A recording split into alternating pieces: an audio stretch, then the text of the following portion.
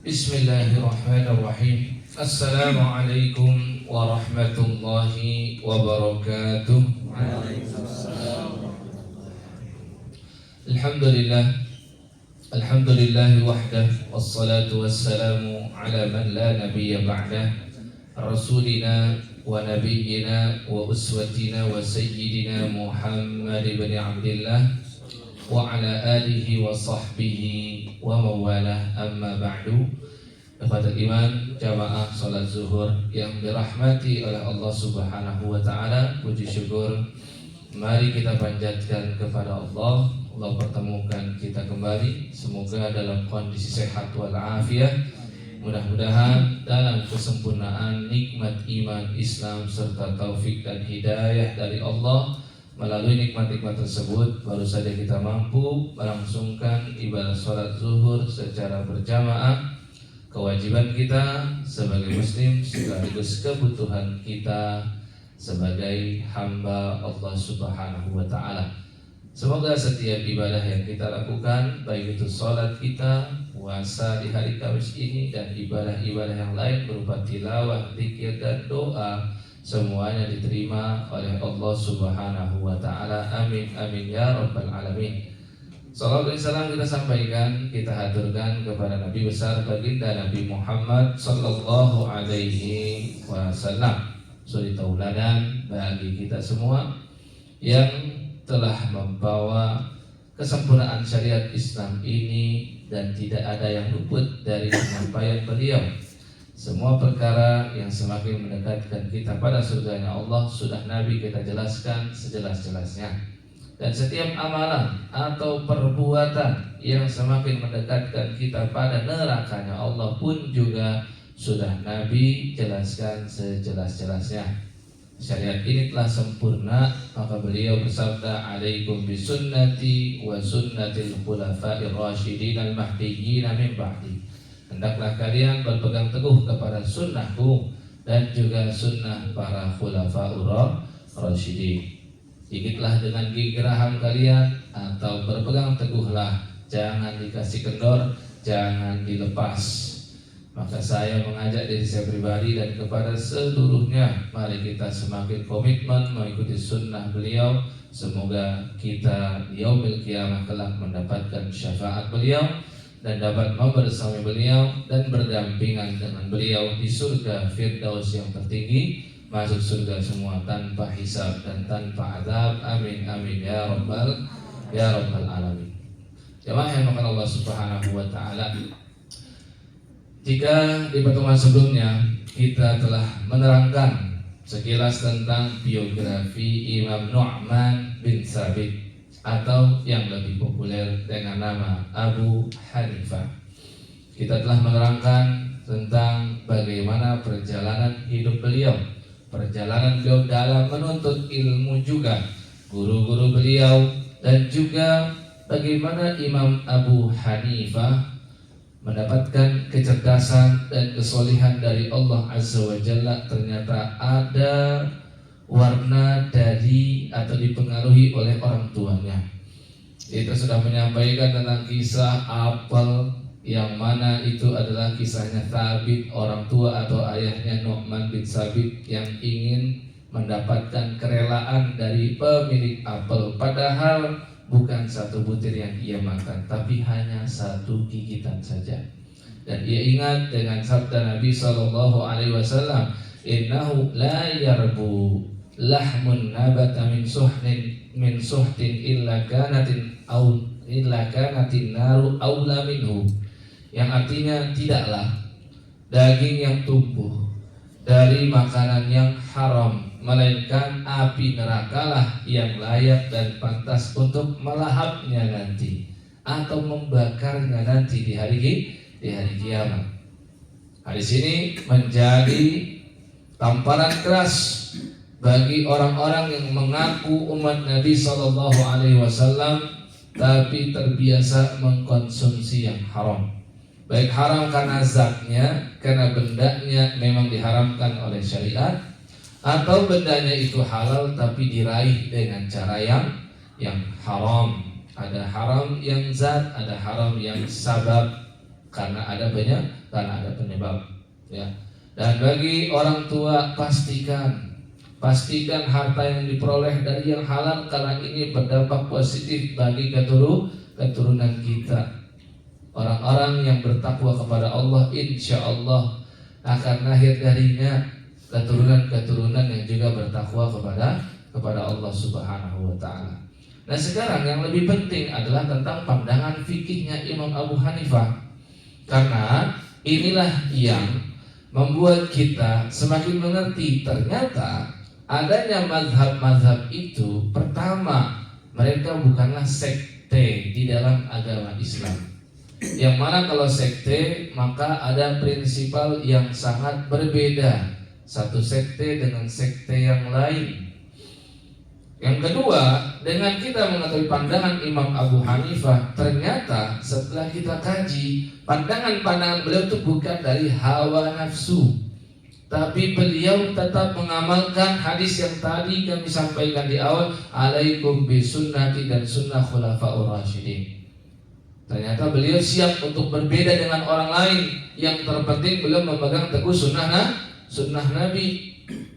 Kemudian yang berikutnya, dengan kita mengetahui pandangan Imam Abu Hanifah, dan selama ini apa yang kita pegang misalkan berupa pandangan fikih dari orang lain dan berbeda dengan Imam Abu Hanifah, kita menjadi bisa lebih toleransi dan open mind kepada pandangan orang lain. Seringkali kita yang menutup dari awal, kemudian menganggap kita ini yang paling baik dan paling benar, sehingga hal ini membuat diri kita sangat emosi kalau ada orang lain yang berbeda pandangan dengan kita. Dengan mudah kita menjudge pandangan orang yang berseberangan dengan kita, ini pandangan yang sesat.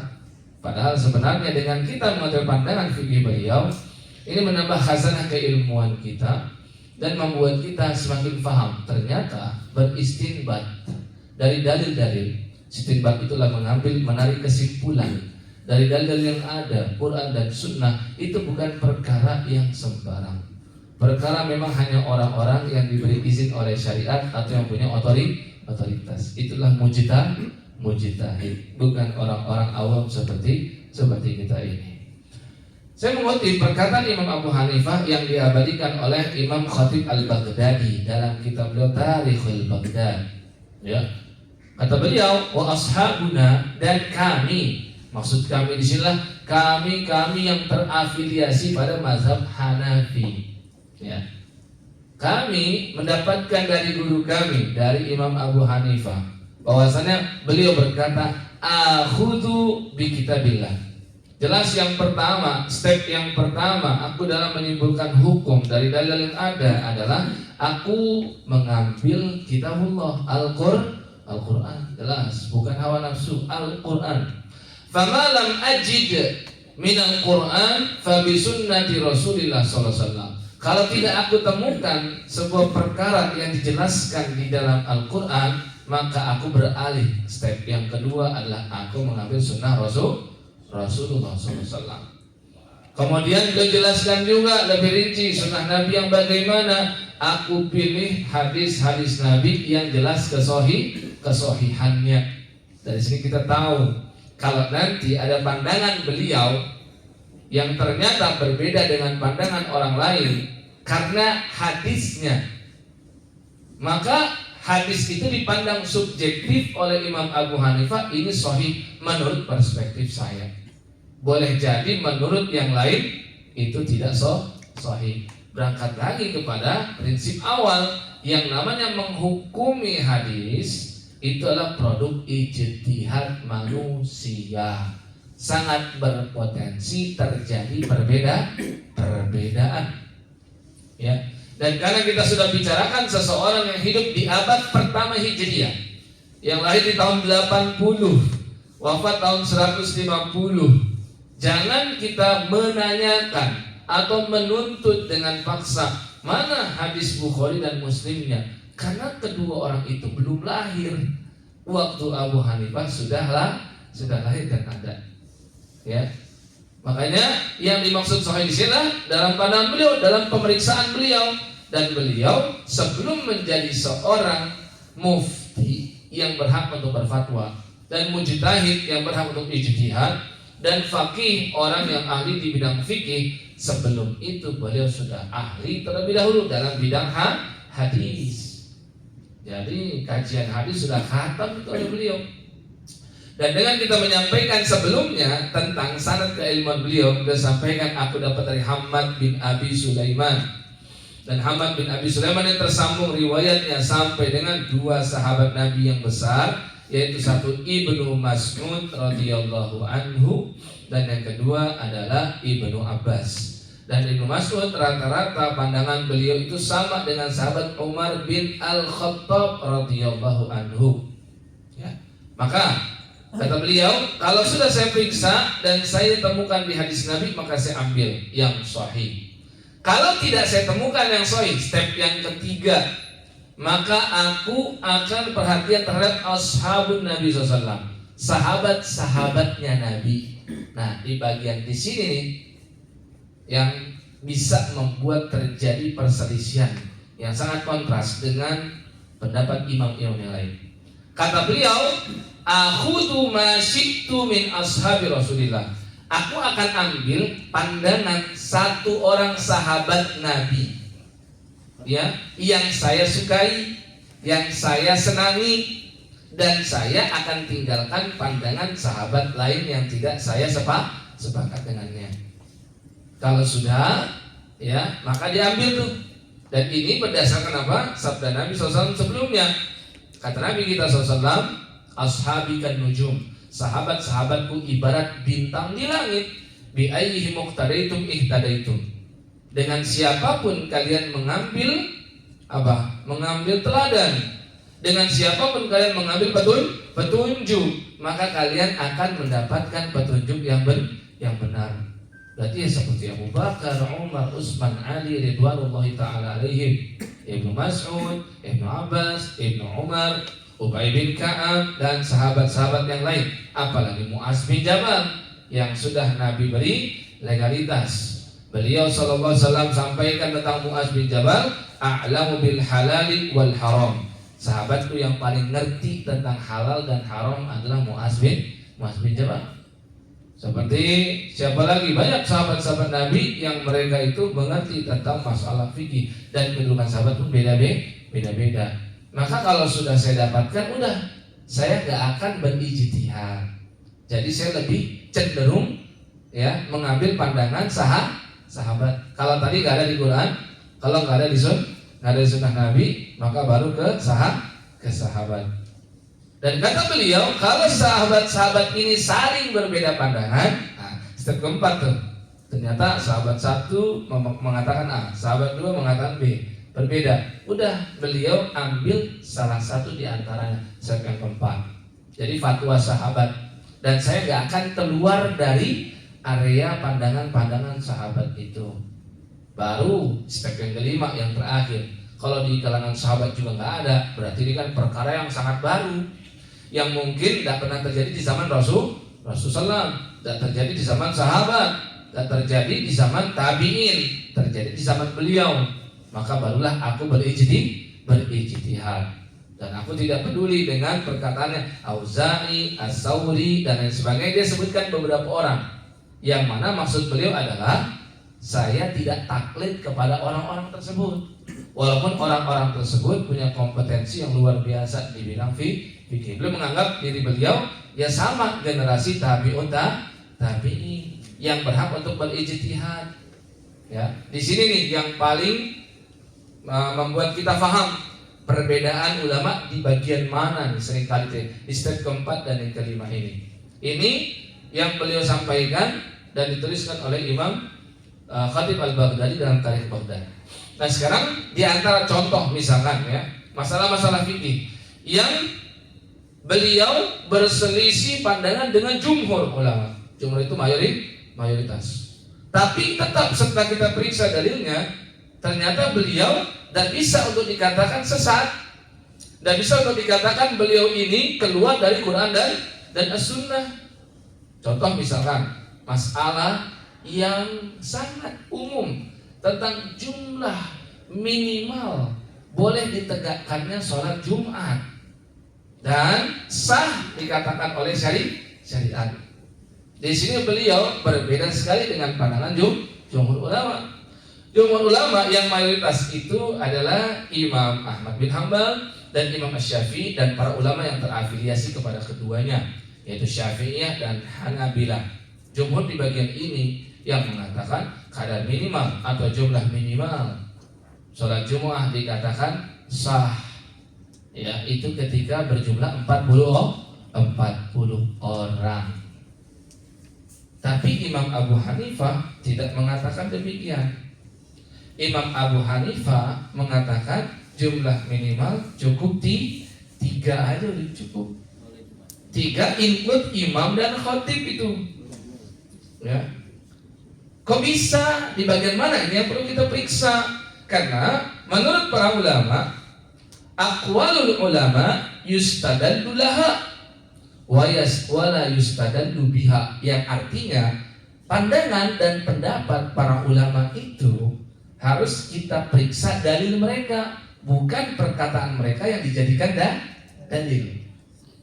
Ya, artinya begini, kalau kita sama-sama sepakat ingin mengikuti Nabi kita Shallallahu Alaihi Wasallam dan perkataan beliau lah yang nggak mungkin salah dalam kepercayaan kita nih umat Nabi Muhammad Shallallahu Alaihi Wasallam, maka perkataan selainnya itu masih ada potensi salah atau dia salah dalam memahami perkataan Rasulullah, atau dia salah dalam memahami firman Allah. Tapi poinnya mereka yang salah ini mereka tetap orang-orang yang punya otoritas untuk berijtihad.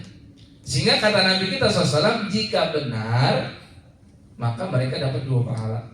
Kalau salah maka mereka tidak berdosa, tapi mendapatkan satu pahala. Dan jangankan orang-orang yang tadi kita sebutkan, As-Sauri, Abu Hanifah, Syafi'i dan lain sebagainya, jauh sebelum mereka para sahabat pun terjadi itu. Ya, waktu Nabi SAW perintahkan sahabatnya untuk tidak boleh ada yang sholat asar kecuali di Bani Quraisyah. Nabi kirim detasmen, Nabi menetap di Madinah. Mereka disuruh pergi ke Bani Quraisyah. Nabi bilang jangan ada yang sholat asar kecuali sampai di sana. Di zaman Nabi aja sudah terjadi selisih. Ya, bagaimana sikap mereka ketika sudah menjelang terbenam matahari? Yang kita tahu waktu sholat asar sudah habis kalau terbenam kan? Kan waktu asar itu ada 2 ya Pak. Yang pertama adalah waktu 3 berarti total semua. Waktu yang paling utama jelas awal waktu. Semua itu waktu-waktu sholat yang 5 yang dirangkum oleh surat An-Nisa ayat 103 di ujung ayatnya, inna sholata kanat 'alal mu'minina kitaban mauquta. Itu ada waktu yang paling utama adalah awal waktu. Kata Nabi kita SAW, ini karena zaman silam ya, ketika matahari memberikan bayangan pada benda yang semisal. Kemudian akhirnya adalah sampai matahari memberikan bayangan pada benda 2 kali lipat.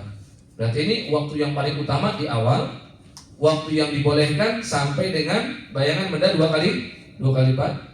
Kalau sudah 2 kali lipat bayangan benda, berarti kata Nabi SAW itu adalah waktunya orang-orang sholat, orang-orang munafik untuk sholat, karena udah mau habis. Kebiasaan mereka menunda, malas-malasan ngerjain.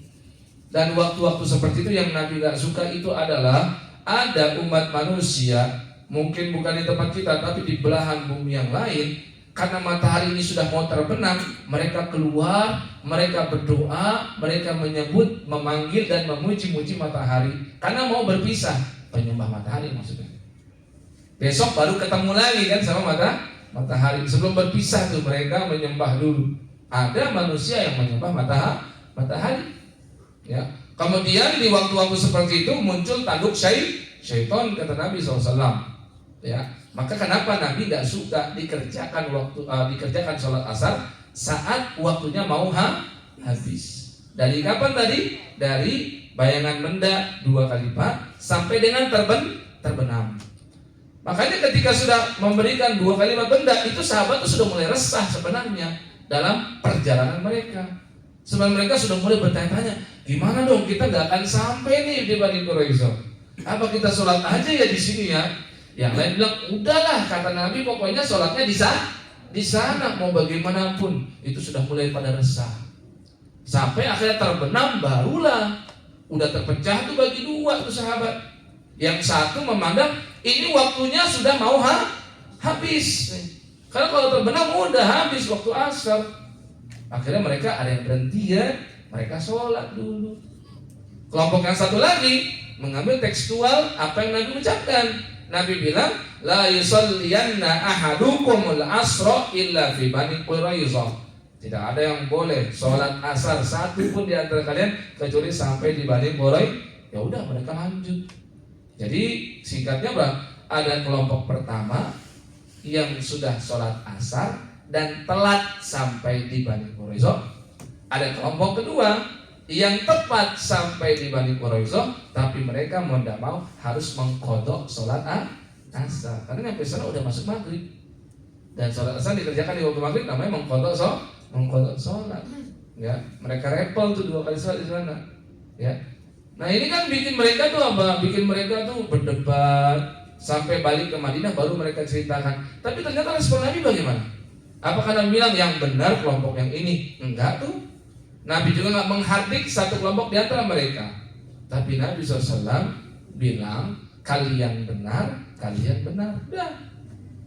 Ini kan yang membuat kita tuh pada akhirnya tahu jika ada orang-orang yang punya otoritas memahami dalil Quran dan As-Sunnah, mereka paham bahasa Arab, mereka ngerti tentang hadis dan jalur-jalur periwayatannya, mereka juga menguasai ayat-ayat Quran, mana yang nasikh, mana yang mansukh, yang hukumnya sudah nggak berlaku lagi dan mana yang hukumnya masih berlaku, kan ada seperti itu.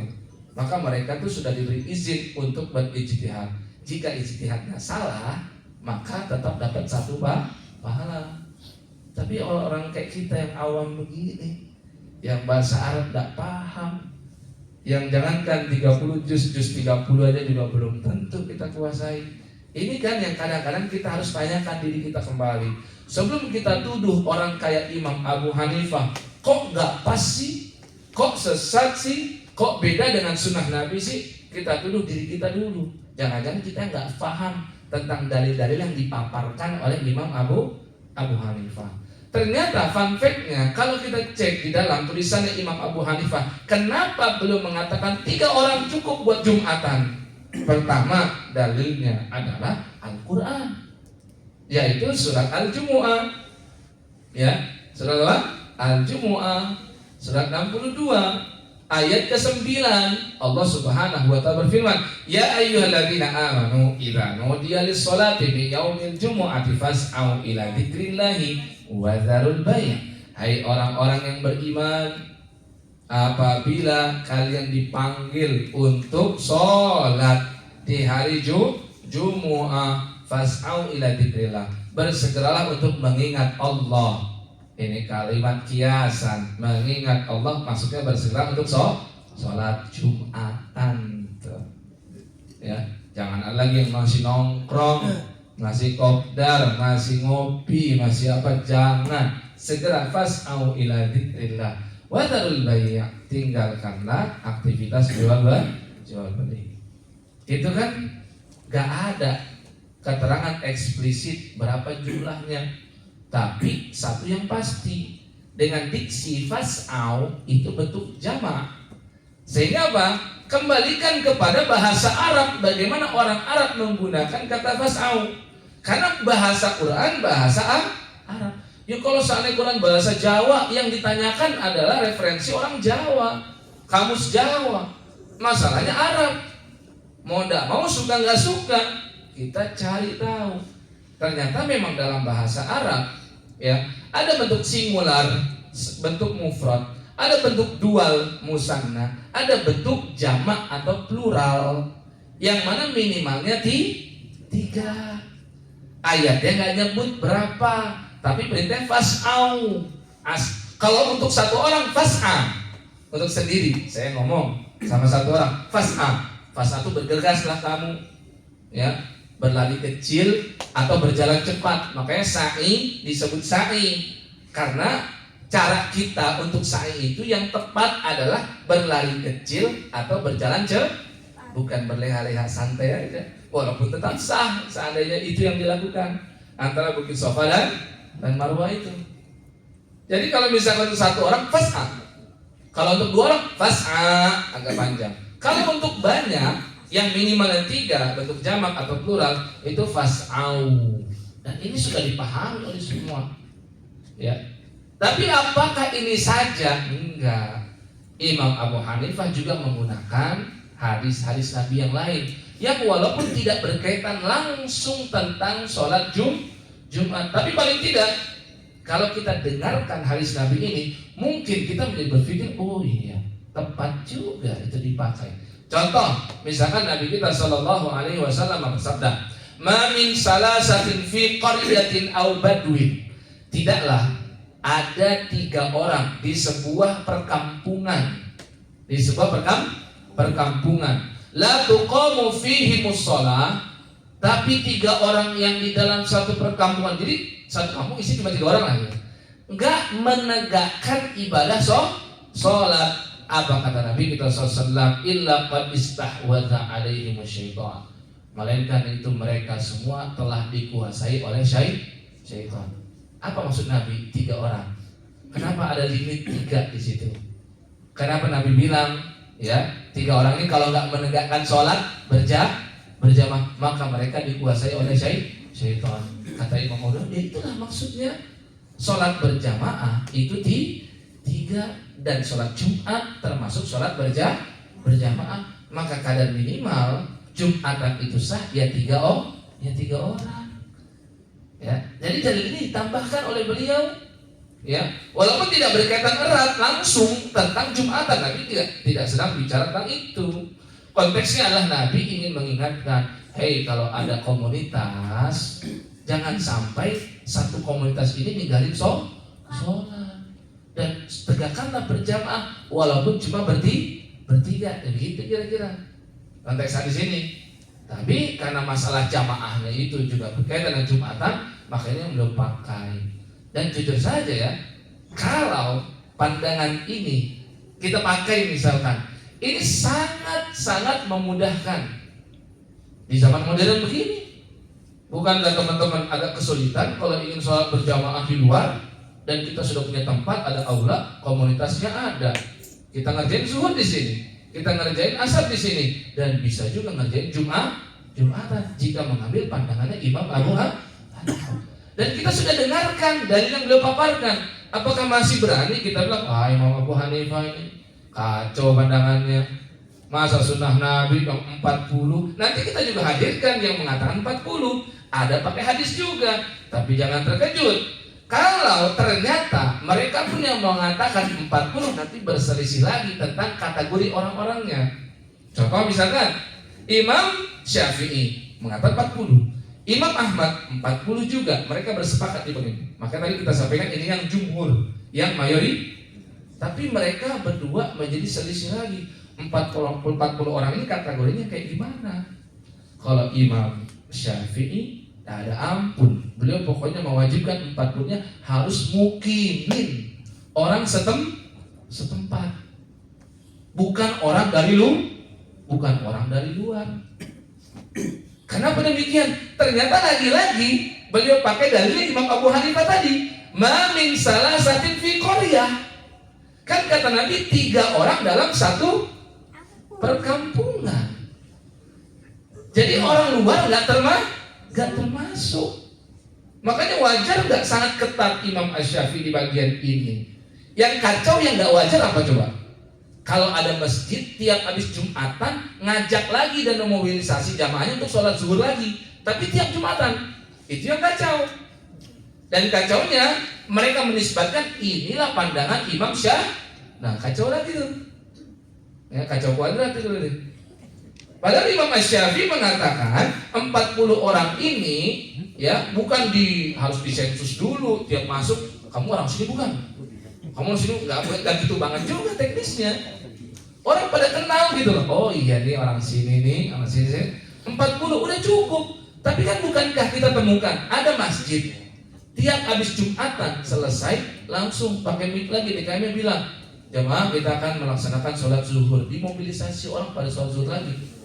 Dan saya pernah berada di tempat itu dan saya coba cari, saya survei, saya riset orang-orang situ, emang ini kasuistik kayak gini doang atau saat ini doang? Enggak, tiap Jumatan emang begini. Oh gitu. Kita coba diskusi. Apa alasannya? Katanya dalam mazhab Syafi'i begini. Gak tahu kalau dalam mazhab yang lain katanya gitu.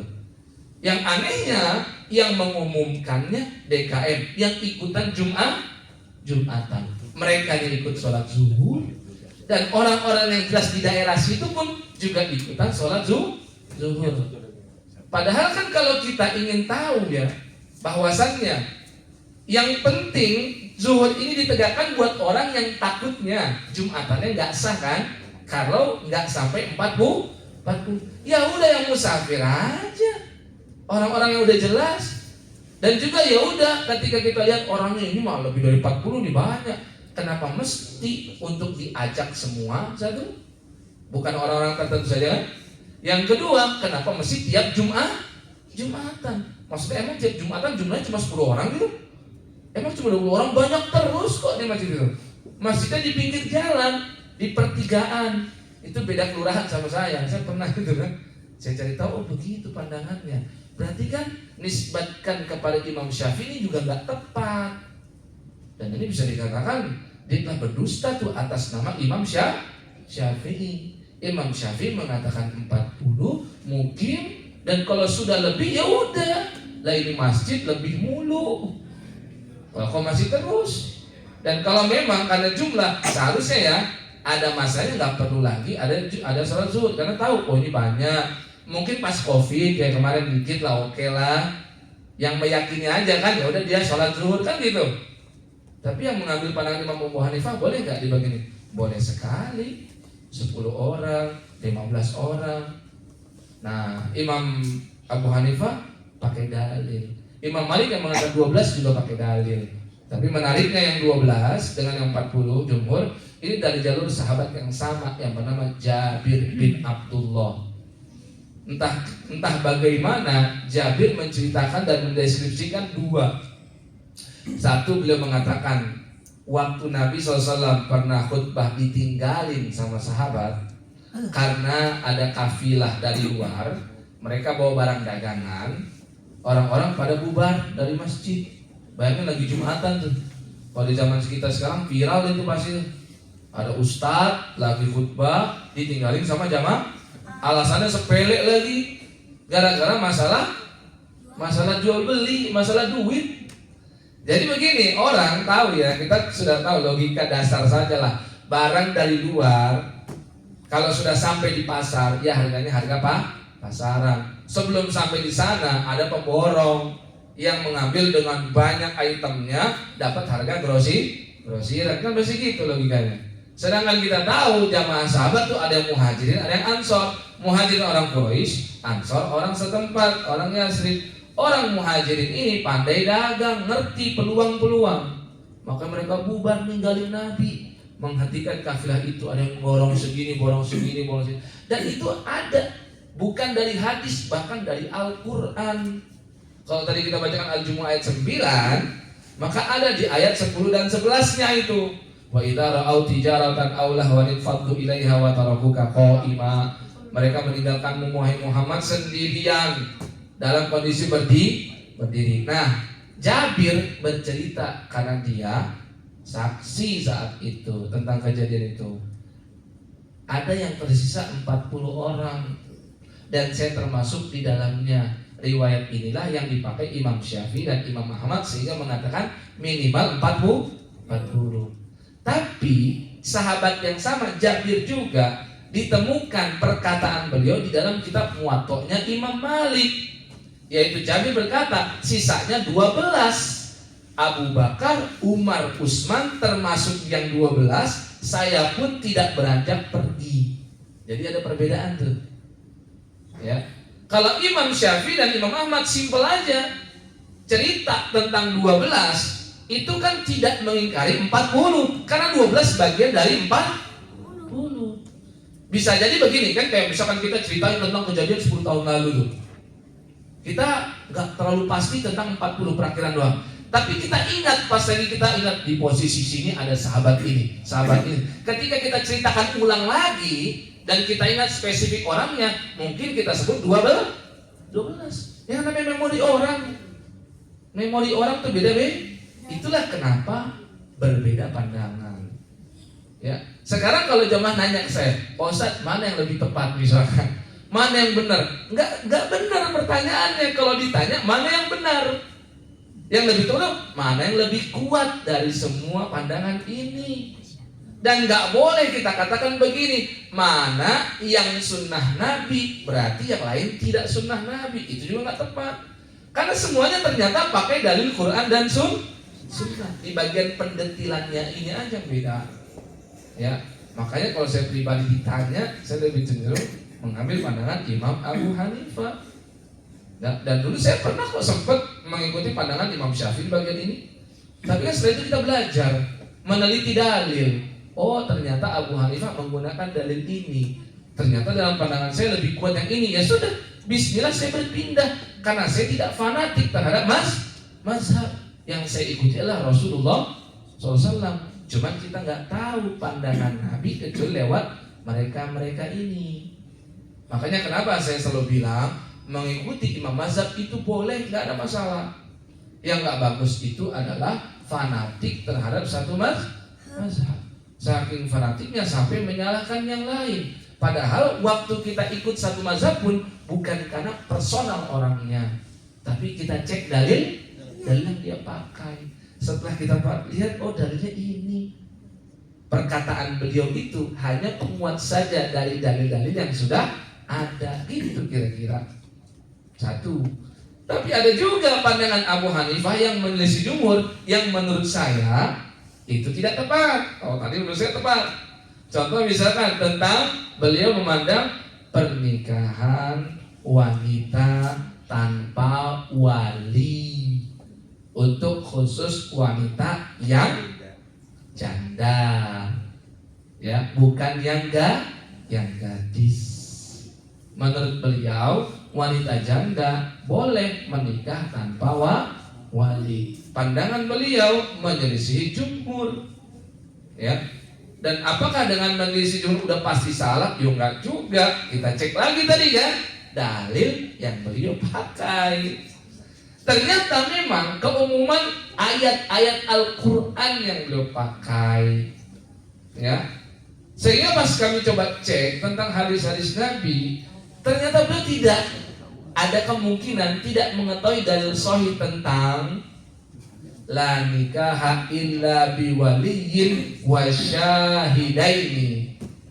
Karena pas kita cek Imam Malik, Imam Syafi'i, dan Imam Ahmad, mereka semua menyertakan hadis Nabi yang sahih ini, yang maknanya tidak sah pernikahan kecuali dengan satu orang wali dan dua orang saksi. Kita kalau tahu hadis ini pun sebenarnya nggak usah dibikin heboh. Jika ada pernikahan, orang tua dari si laki-laki nggak datang, misalkan, nggak usah heboh. Karena kata Nabi walinya cukup sah.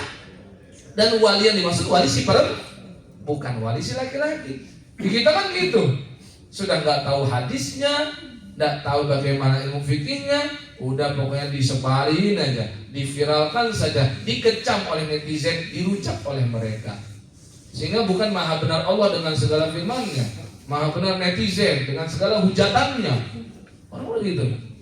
Padahal tadi Nabi bilang jelas dua orang saksi, satu Imam Abu Hanifah ada kemungkinan besar tidak mendapatkan hadis ini. Alasannya apa? Bukan kita menuduh beliau nggak tahu hadis, beliau nggak khatam, toh cuma satu aja kok. Tapi melihat apa? Domisili beliau yang di Kufah sana. Kufah, Baghdad, jauh dari Madinah. Kan penyebaran hadis nggak kayak sekarang. Kita masuk grup one day one hadis, udah tiap hari kita dapat hadis sebarin ke grup kita. Grup wali murid, ya, anaknya ada 5 grup dia sebarin. Grup RT, setiap RT anggotanya 100, semua orang tahu. Grup RW, grup masjid, belum majlis taklim, kita sebarin. Sekarang gampang banget kan nyebarin, zaman dulu bagaimana? Nggak bisa begitu. Makanya kemungkinan besar beliau tidak tahu hadis itu. Sehingga ya setelah tahu begitu, ya kalau saya pribadi tidak mengambil pandangan beliau, mengambil pandangan jumhur. Bukan karena merasa pede, karena ini mayoritas, bukan. Karena setelah ngecek Imam Syafi'i, Imam Ahmad, dan Imam Malik, mereka menghadirkan hadis tersebut yang tidak dipakai oleh Imam Abu Hanifah. Dari situ kita menjadi tidak fanatik.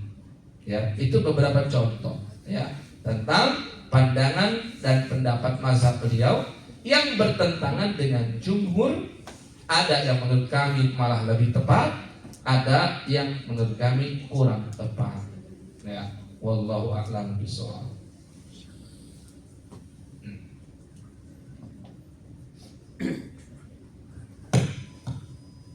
Baik, sebelum kajian akan ditutup untuk para jemaah, kalau ada pertanyaan silakan. Baik Ustaz, izin bertanya tadi terkait jumlah. Untuk terkait dengan tempat berarti nggak ada penggolongan di masjid. Kalau saja. Ya, karena sebenarnya kalau kita lihat riwayat turunnya ayat 9 surat Al-Jumu'ah, itu bukan di tempat yang dikhususkan buat di masjid. Jadi Nabi SAW itu hijrah. Pertama kali Jumatan dilakukan itu waktu Nabi mau nyampe ke Madinah. Itu Jumatan pertama. Jadi bahkan kewajiban Jumatan itu lebih duluan daripada kewajiban sholat zuhur yang 4. Karena sebelumnya zuhur itu cuma 2. 4 itu berubah ketika Nabi sudah sampai di Madinah. Jadi prosesnya tuh ada sampai menjadi 4 kayak kita tadi itu. Dan setelah itu kita nggak boleh jadi 2 dengan alasan saya baru Islam, saya mengikuti kayak Nabi dulu gitu kan. Nanti baru akan saya jadikan. Enggak, itu udah 4, udah paten, nggak berubah sampai hari kiamat. Cuman kita jadi tahu sejarahnya begitu. Nah, Nabi SAW tuh 3 hari 3 malam di Gua Sur dulu untuk mengelabui pergerakan musuh. Baru setelah itu beliau mengarah ke utara lewat pesisir pantai. Dari tanggal 1 Rabiul Awal sampai tanggal 8 Rabiul Awal beliau sampai di Kuba. Terus beliau di Kuba bangun masjid, nginap di sana Senin, Selasa, Rabu, Kamis. Jumat pagi dari Kuba bertolak ke Madinah. Nah, ketika dari Jumat pagi itu sampailah di waktu zuhur. Di mana sampainya? Di sebuah perkampungan. Ada wadin. Wadin itu lembah. Jadi tempat dan lokasinya di mana? Di masjid bukan? Di lembah. Di tanah lapang. Di tempat terbuka. Nabi mendapatkan ayat itu tuh, maka Nabi berhenti di situ. Ya, seperti yang keterangan dari sahabat lah, Nabi itu kalau diberikan wahyu, Nabi itu nggak bisa ngapa-ngapain, berat sekali. Karena ada yang pernah merasakan itu, seperti Hasan bin Sabit, dia pernah di sisi Nabi SAW, kemudian dia ditekan sama lutut Nabi, dia tengok, ya kan biasanya kan gitu ya, lagi deketan, ada yang deket gitu, kita mau marah pas lihat orangnya, Nabi ternyata Nabi sininya berkeringat. Nabi menekan dan dia tahu kayaknya Nabi sedang dapat wahyu, nggak berdaya. Kalau sedang memakai unta, maka untanya menderum, disuruh untuk jalan pun nggak bisa, saking beratnya itu wahyu. Nah, Nabi di situ menerima. Setelah menerima, Nabi suruh Abu Bakar, partner beliau kan dalam hijrah. Abu Bakar panggil ya orang-orang untuk kemari, dan akhirnya dilakukan sholat Jumat pertama kali. Dan riwayat itu nggak ngasih tahu berapa orang yang dipanggil. Kalau seandainya ada di riwayat itu sekian orang, mungkin khilafnya lebih panjang lagi. Iya, karena kan satu riwayat Jabir tadi 40 dan 12 ditambah dengan riwayat yang ini riwayat Abu Bakar ini. Tapi nggak ada keterangan dari beliau berapa orang. Akhirnya ya pokoknya intinya tempatnya disitulah, bukan di tempat yang terbiasa dilakukan sholat lima waktu. Ya, makanya ya nggak ada masalah sebenarnya begitu. Berbeda dengan iktikaf, ya. Jangan sampai nanti kita mana, ini kan kita sholat di sini, udah iktikaf di Itikaf di sini aja 5 hari, 10 hari terakhir Ramadan. Karena ini maksud itikaf yang boleh berhari-hari di masjid yang 5 kali ditegakkan sholat 5 waktu. Bukankah di aula kita ini cuma zuhur, asar ya? Zuhur asar doang kan? Kecuali kalau terbukti di satu kantor sudah dijadikan musola, penunggunya pun selalu azan.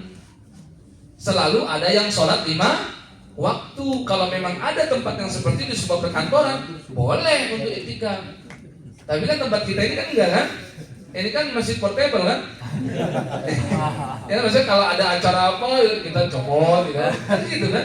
Ya berarti nggak bisa gitu. Ya, wallahu a'lam bishawab. Itu kira-kira. Jadi memang Jumatan enggak gitu. Silakan. Terima kasih. Jadi kalau ini kita mau memilih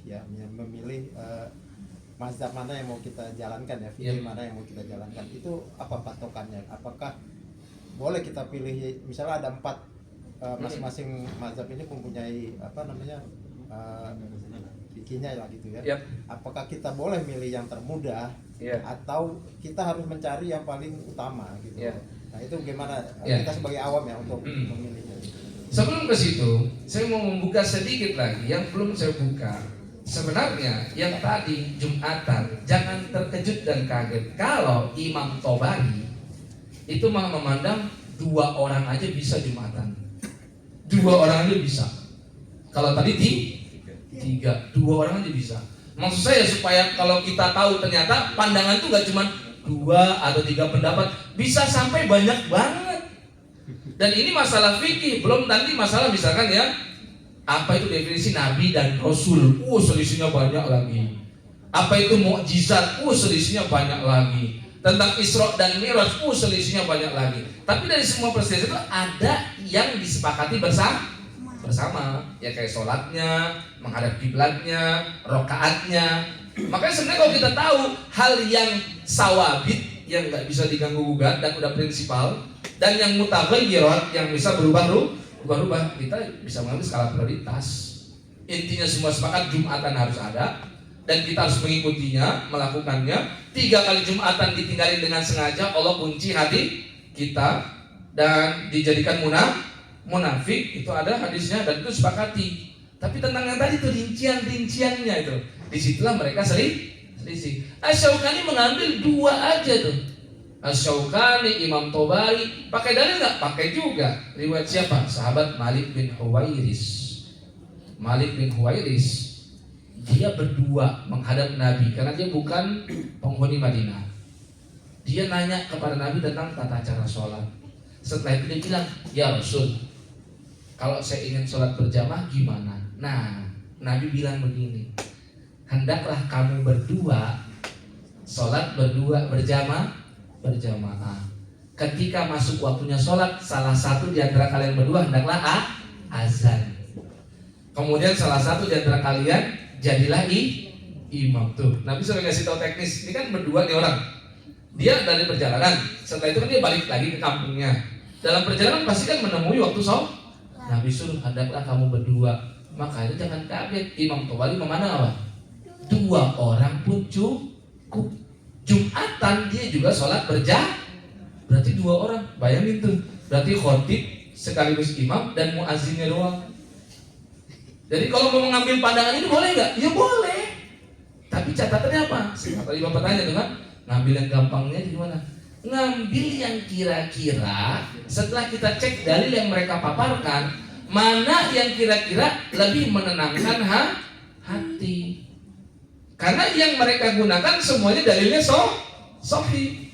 Walaupun nanti akan ada koreksi dari pihak yang lain, itu yang dipakai nggak sahih misalnya. Karena tadi menghukumi hadis itu ijtihad manusia yang berpotensi ada terjadi perbedaan. Ya kan? Nah, jadi kalau Imam Syafi'i nggak ngambil hadis itu, kenapa? Lah karena ini sedang sholat berjamaah biasa. Beliau selalu memandang Jumatan itu beda. Dan buktinya juga apa? Tadi kan hadis contoh yang 3 kali Jumatan ditinggalin munafik. Belum lagi keutamaan Jumatan beda kan sama keutamaan sholat yang lah. Makanya Kenapa mereka selalu memandang hukum untuk Jumatan itu ada perbedaan daripada sholat dia biasa. Itu menjadi wajar kan? Nah sekarang setelah saya paparkan begini, Bapak mau ngambil pendapat misalkan Imam Tabari dan Syaukani, boleh nggak? Kalau saya ditanya, silahkan. Lah kok saya boleh Pak Ustadz? Kan saya orang awam. Kan saya sudah terangkan dalilnya. Karena tadi poinnya, kita beribadah mengikuti dalil. Siapapun yang sudah dapat informasi ini, terus dia bilang, udah saya mengikuti pandangan yang 2 orang pun boleh. Silahkan. Dan kalau suatu saat ada kejadian, kita nggak berharap kayak COVID lagi kayak dulu misalkan. Hal-hal yang kayak gini ketika kita cek pandangan itu menjadi bisa kita pakai. Karena jujur saja, saya memandang mengambil pandangan mereka itu masih lebih utama daripada pandangan kita pribadi. Karena mereka itu generasi yang masih dekat sekali dengan Rasul. Itu yang dimaksud dengan memahami Quran dan Sunnah sesuai pemahaman salafus sholih, bukan pandangan kita sendiri. Kalau saya pribadi masih lebih cenderung ngambil pendapat mereka daripada menurut saya berijtihad. Saya bukan orang yang punya otoritas untuk ijtihad. Makanya akhirnya semua pandangan kita itu ujungnya tidak keluar daripada rata-rata pandangan imam mazhab gitu. Makanya kalau tadi Bapak tanya mengambil pandangan yang memudahkan aja Pak Ustadz, nanti ada lagi masalah kondisional. Jika tadi masalahnya ada musibah, ada apa, kita bisa mengambil itu. Ya, nanti kalau bisa kembali kepada semula, kita bisa mengambil pandangan yang ini, menjadi fleksibilitas. Dan itu bukan dalam rangka bermain-main dalam agama, memain-mainkan sunnah Nabi. Karena toh Nabi sudah pernah bilang, wasakata an asya'a min ghairi nisyanin rahmatan lakum fala tabhasu anha. Sesungguhnya Allah mendiamkan beberapa perkara, bukan dibiarin itu karena lupa, tapi rahmatan lakum, sebagai rahmat buat kalian, bukan karena lupa. Fala tabhasu anha. Usahlah kita sampai gara-gara kayak gini jadi gontok-gontokan, kafir-kafirin, ya kan? Karena ini sudah pernah terjadi di zaman silam. Kejadian itu menjadi pelajaran buat kita. Walaupun kita bilang generasi sahabat itu terbaik, tabi'in terbaik, apakah ada kesalahan di tengah? Ada loh, mereka bukan golongan malaikat. Dulu di zaman tabi'in pernah sampai mengkafirkan gara-gara bacaan Quran yang beda. Walaili idza yaghsha wan nahari idza tajalli wa ma khalaqadz dzakara wal untha inna sa'yakum lasyatta. Ini bacaan ini bagi orang yang membaca qiraat hafaz dulu di zaman tabi'in pernah dibilang merubah Quran ya. Aliran mana? Sesat ini. Dan alhamdulillah ada sahabat Huzaifah yang tahu memang dulu Nabi pernah membaca dengan banyak cara. Dialah yang datang langsung ke Utsman saat itu, Amirul Mukminin Utsman. Dia bilang, wahai Amirul Mukminin, saya setelah tugas di Azerbaijan, saya lihat orang baca Quran beda-beda. Saya tahu dulu Nabi pun pernah baca beda-beda. Cuman yang jadi masalah, mereka nggak bisa menyikapi perbedaan itu dengan baik. Jadi di sini kita belajar sebenarnya yang bikin pecah itu bukan perbedaannya, tapi menyikapi menyikapi masalah ini yang mana dulu memang Nabi bacaannya variasi. Ternyata Utsman disuruh sama Huzaifah, udah kita catat lagi, kita copy lagi yang dulu ditulis oleh di zaman Abu Bakar. Kan dulu kan pertama Abu Bakar. Ya, kita tugaskan lagi petugasnya, terus kita kasih tanda, kita kasih keterangan di bacaan ini terjadi selisih. Bukan karena mereka yang mau menghendaki selisih, karena dulu pun Nabi waktu membacanya dengan berbeda-beda. Itulah kenapa ada qiraat sab'ah, qiraat asyara. Dan itulah di dalam qiraat asyara ya, ada yang tidak diizinkan daripada di qiraat sab'ah. Yang sab'ah buat sholat boleh, buat baca Quran biasa boleh, buat menafsirkan juga boleh. Qiraat asyara buat sholat nggak boleh. Tapi di luar sholat baca Quran biasa boleh. Qiraah syadzah tambahan yang 4 lagi, 7, 10, 14. Nah, jadi semuanya total berapa? 14. Ini nggak boleh dibaca buat sholat, nggak boleh buat baca Quran biasa, hanya bisa buat menafsirkan. Itulah kenapa mereka melihat ini yang boleh beda, ini yang nggak boleh. Itu semua jadi ada riwayat dan keterangannya. Ya, makanya mungkin ngopi kita yang kurang jauh nih ternyata. Ya kan? Ngopi kita yang kurang kental. Ya, Allah a'lam bishawab.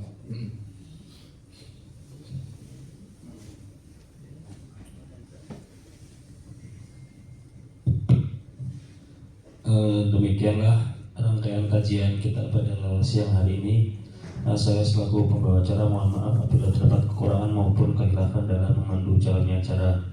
Mari kita tutup majelis ini dengan doa kafaratul majelis. Subhanakallahumma wa bihamdika asyhadu an la ilaha illa anta astaghfiruka wa atubu ilaik. Assalamualaikum warahmatullahi wabarakatuh. Kepada para jamaah